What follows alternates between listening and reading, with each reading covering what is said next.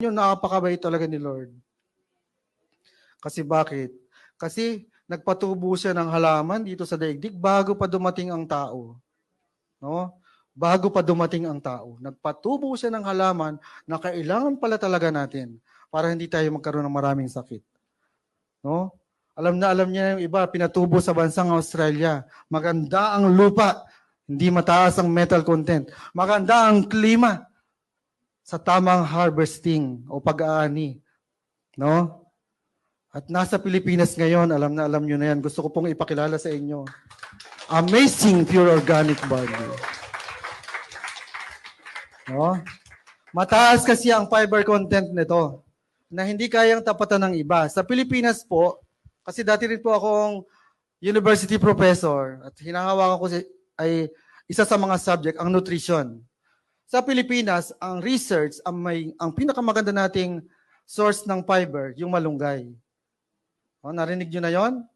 Yan talaga ang pinakamagandang source ng fiber natin. Ang problema kasi, pag ninuya mo, hindi mo manguya. Kaya, lulunukin mo na lang.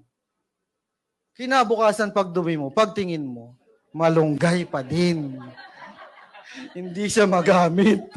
No? Kasi bakit? Ang kaibahan po niyan, wala kasi siyang cellulose. Narinig nyo na yon? Yung cellulose, sarili siyang balat na parang plastic na hindi kayang i-digest ng tiyan. Si malunggay kasi meron nun. Kaya pag nilabas, ganun pa din ang itsura. No?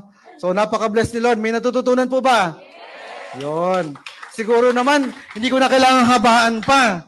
No? Para sabihin ganun ka-safe yung barley natin. Yung tumayo lang ako dito at sabihin sa inyo, okay yan. Painom nyo. Sulit na yun eh. No? So marami po ba natutunan? Yan. Magaling po ba si Lord? Pwede ba nating palakpakan din si Lord?